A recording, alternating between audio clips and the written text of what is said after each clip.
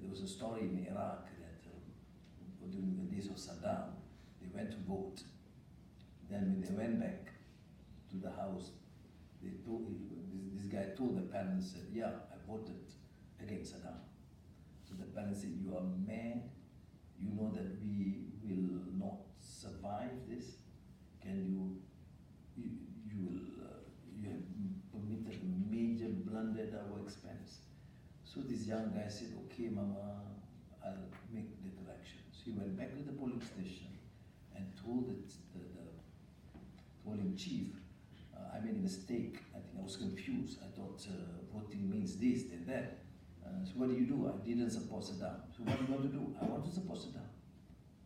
Oh, just don't worry, we have corrected that.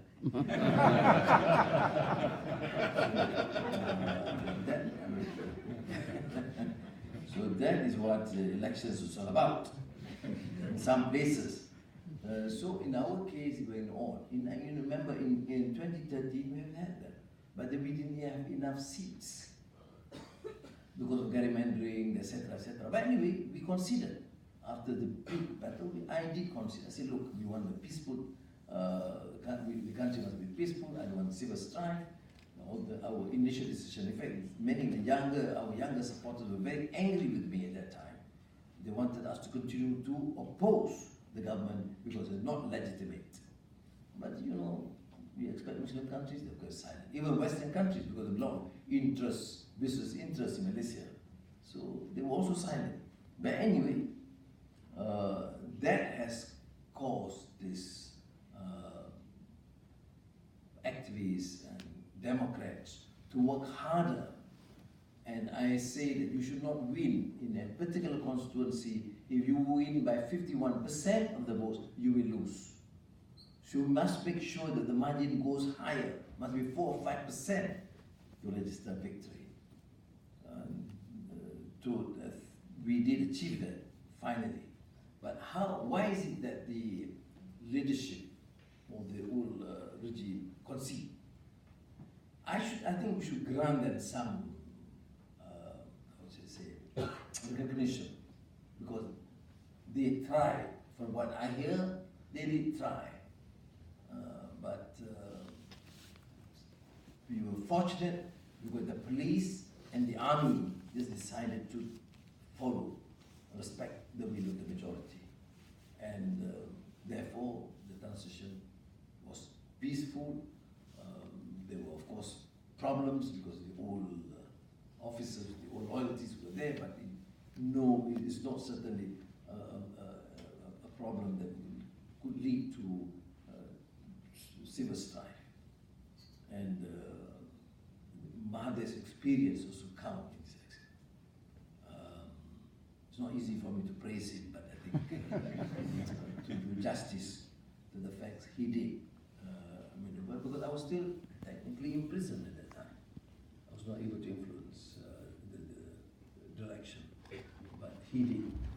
And that gives some semblance of confidence that this man had this experience, at least to govern, and give him the chance to do it. Now, on the question of Uyghur, yes, I did express my views, and I did meet Communist Party, Chinese Communist Party leaders, and express some concern, because they say, of course, you must also listen to their side of the story, not only Western propaganda. I say I did not express my views based on Western propaganda, but from the facts, from the meeting I had with Uyghur leaders and representatives.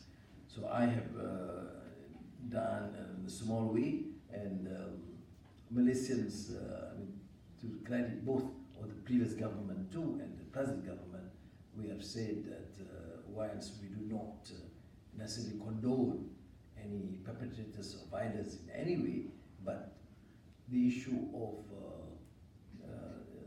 Uyghur is not all terrorism or violence. There are peaceful elements within the community, and we must at least show some concern. I mean, Turkey has taken a very strong position. Now you say that why are the Muslim countries muted? What do you expect them to do? You mean expect Assad to say something? or Sisi? So, so you don't expect too much. Because Sisi used to say that I am appalled with the way you treat your citizens. They can't say that. So, to my mind, you have to take a position, and we are appreciative of the fact that the United States and some Western governments have also expressed their views.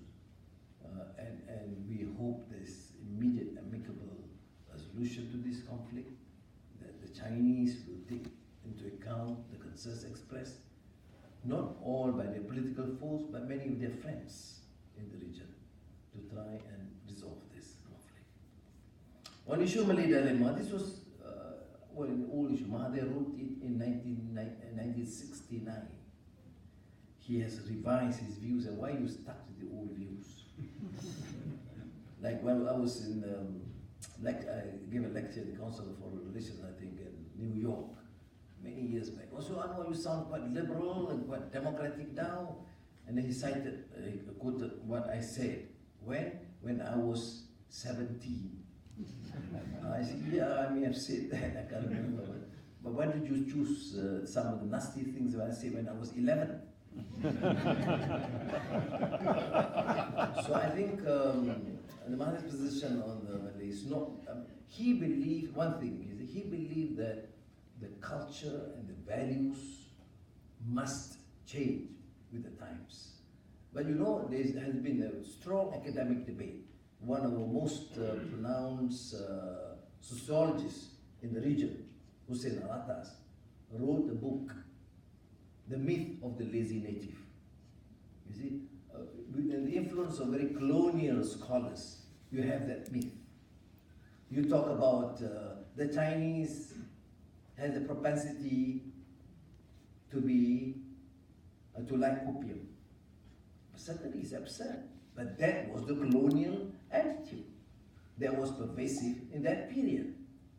Jose Rizal, whom I consider a great hero, precursor of Asian Renaissance on the Philippines, he wrote in the 1860s, I believe, the indolence of the Filipinos, the prejudice that the Filipinos are generally indolent and lazy. Mind you, this is 2019. It must be supported by serious study. There's none that could defend a position that any particular culture, whether it's Red Indian or ethnic blacks, those days, you remember the studies about the whites and the blacks, how inferior the blacks are or were? I mean, these have been condemned. India, how the British look at the Indians, have been studies on this to debunk that thesis. You don't give them opportunities, you leave them in the rural jungles and you expect them to compete with those in the cities. They can compete. Why don't you compete running in the jungle? They will win.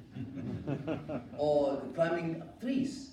So, but you want to compete in modern education and technology, you must bring and give opportunities. That's why I put the roles, but justice as fairness. You must allow communities to get facilities, opportunities in order to compete fairly and squarely. So you have meritocracy one side, you have affirmative action on the other. Then there will be peace and harmony. I must thank you again, and thank you.